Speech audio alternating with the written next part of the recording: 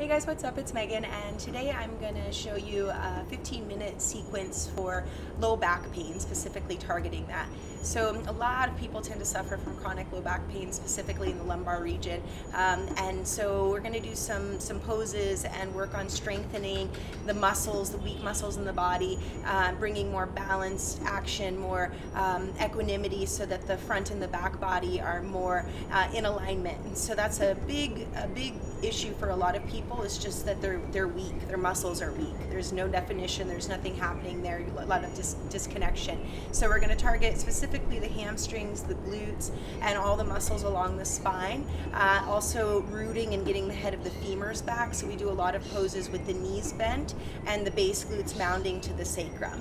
Okay, so we'll go ahead and get started. This is going to be a routine that I would suggest doing, like maybe 3 times a week if you can. That would be ideal, but it's 15 minutes, so you can do it in the morning or in the evening before bed would be great as well. Okay, so we're going to start in an all fours position to begin, which is actually when the head of the thigh bone is in its most optimal relationship.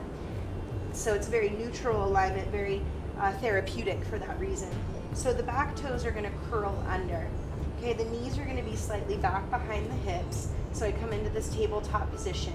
And so what I want to do initially is just actively engage my feet. I press the toes down.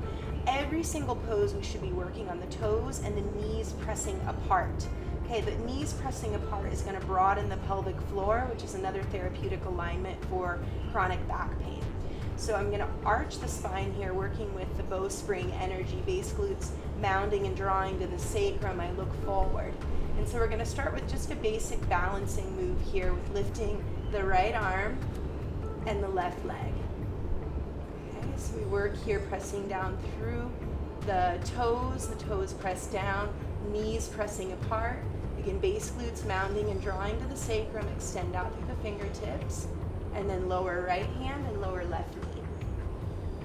Shifting to the right hand, left hand lifts, and then right leg lifts. So we work on balancing and strengthening back body muscles specifically,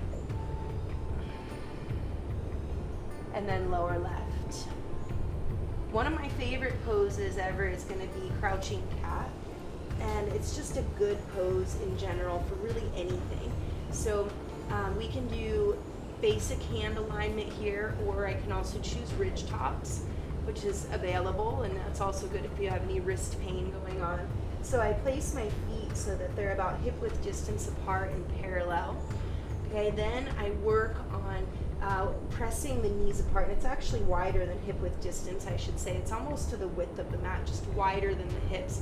So when we widen the stance, we're able to access more of that broadening of the pelvic floor that I was just describing. So we press the knees apart, and now energetically you're drawing from the heels to the knees, from the knees to the base glutes, and then the base glutes are going to mound and draw towards the sacrum. And then I keep my gaze forward here. And then walking to Uttanasana. So very important that when we do a forward fold, especially if you're dealing with back pain, there's no rounding. Okay, huge important element. So I'm going to use my block here. I'm going to place my feet so that they're just a little bit wider than the pelvis.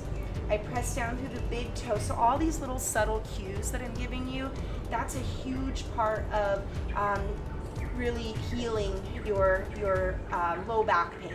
So pressing down through the big toe, and then arches are lifting, and then I'm going to press the knees apart powerfully, energetically. So I press the knees wide. Now I'm going to draw energy from the backs of the knees up towards the glutes. Again, base glutes are going to mound and draw towards the sacrum, and then I can lengthen out, keeping the bowspring energy, base glutes rising, sacrum, heart and throat open, and then I bow. And then inhale, rise. As you rise to stand, press the knees apart energetically, powerfully. I'm going to come all the way up, extending through the fingertips, sit down, Utkatasana, chair pose. Same alignment applies, so we press down through the big toe, energetically press the knees apart powerfully, Continue to rise, base glutes mounding towards the sacrum. We access the lumbar curvature, and then I'm going to flip my hands back like I were doing a pull-up on a pull-up bar. Lengthen and tone the belly, and then fold forward with the knees bent, touching down. Inhale, lengthen the spine. Exhaling, bow. Place your hands, step back to crouching cat. Feet are wide, knees are bent. Bowstring energy, look forward. Okay, next variation we're going to do Parsvakonasana, stepping the right foot forward, a variation of, so again I'm using more of the Sridhara alignment in this sequence. So we're going to bring the heel to arch alignment, front heel lining up with the back arch. The back knee is going to bend. Okay, so again, it's not traditional Parsvakonasana, different alignment because we're bending the back knee. So when I bend the back knee, I can work the thigh bone back and wide. Okay, extending out through the fingertips.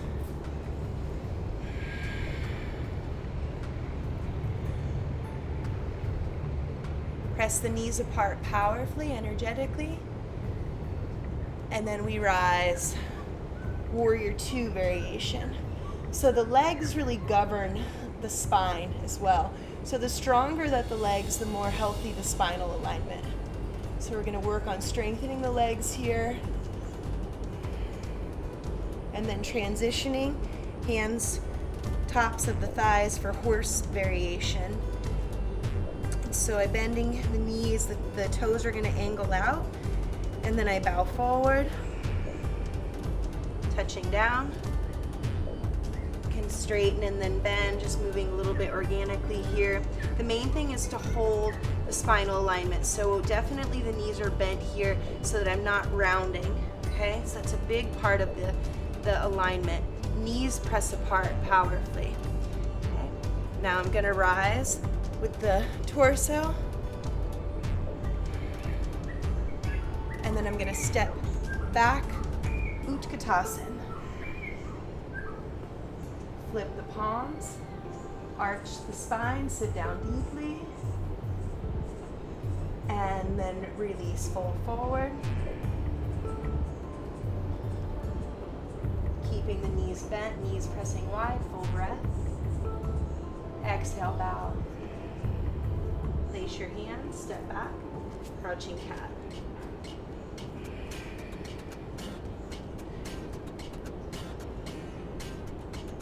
Right foot steps in, left foot forward. Heel to arch alignment. Back knee bends, thighs back. Extend out through the right fingertips.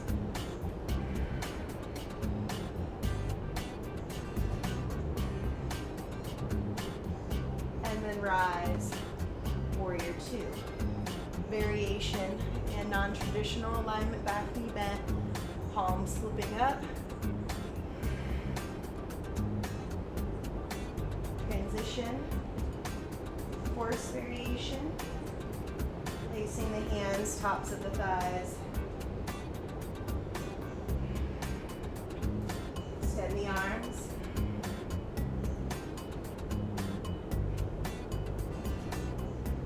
Transition, step, Utkatasana.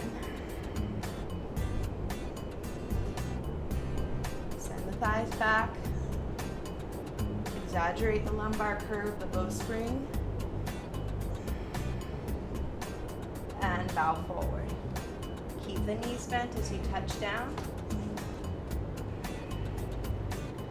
Inhaling, lengthen. Exhaling, bow. Inhale, rise, come all the way up, extend. Exhale, hands to heart. Take a deep knee bend, cross the right ankle to the left knee. Float the arms. Press the knees apart powerfully. Continue to mound the glutes towards the sacrum. Spring, load the energy up the spine, crown of the head, and release. Right foot down, left over, thigh bones back, sit down, low, lengthen the spine, heart and throat open, and release. Place the hands to the tops of the thighs. Another good place to work. You start with the foundation, the feet, active feet, pressing down through big toe, all the toes for that matter. And then we lift the arches lifting, connecting to the four corners of the foot. And then I'm gonna press my knees apart again.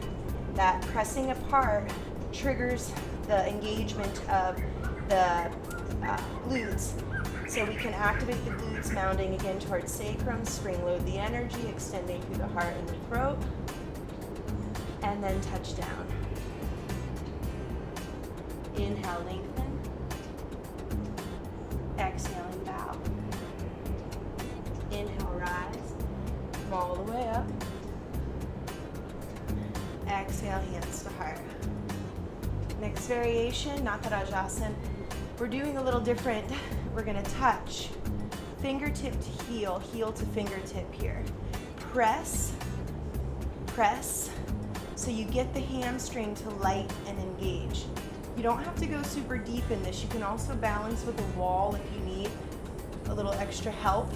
But the intention is to start to get the hamstrings to fire.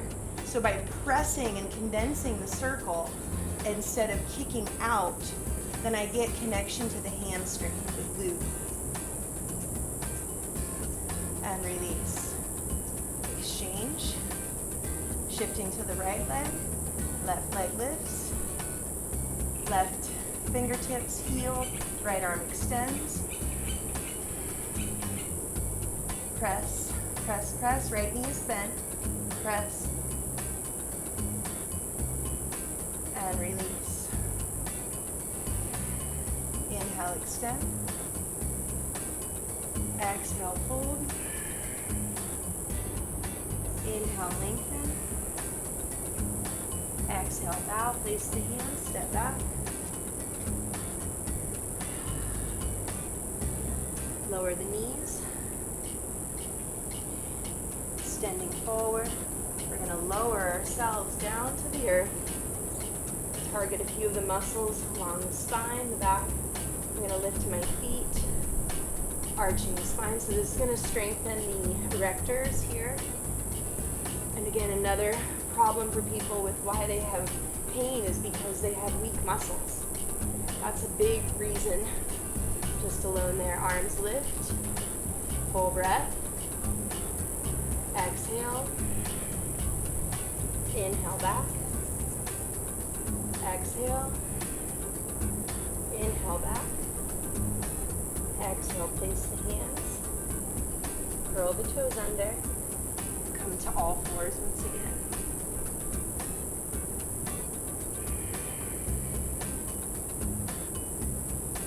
Okay, look forward. Left leg lifts. Right arm. Reach back, touch. Press. Heel, fingertip, fingertip, heel. Two hips in one line. Lower. And exchange. Right leg. Left fingertips back. Press. And then release. And come back to a seated position. And you could do just a couple seated variations and then take a little shavasana at the end if you would like. I don't generally teach many seated poses for back issues necessarily, but we could throw just a couple of variations in just to kind of wind down from the sequence. So I'll bring left foot inner right thigh. I have a block here. If you don't have one, you should get one. And I'm going to place my right forearm to the block and extend out.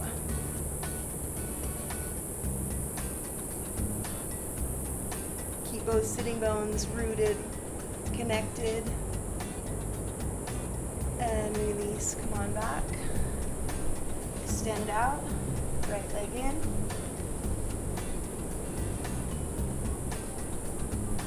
Left hand, left arm, so you can use the block or not if you don't need it, right on the descent.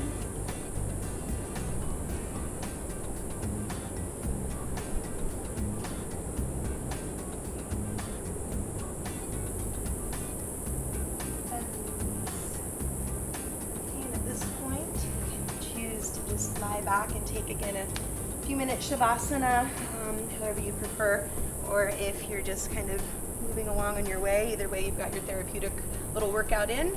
So again, I would just give it a try, be consistent, do it daily, if you're able, for a few weeks, and see how you feel after. And I'll just keep bringing new ones for you with some different variations. Thank you so much for checking it out, and have a wonderful day. Ciao.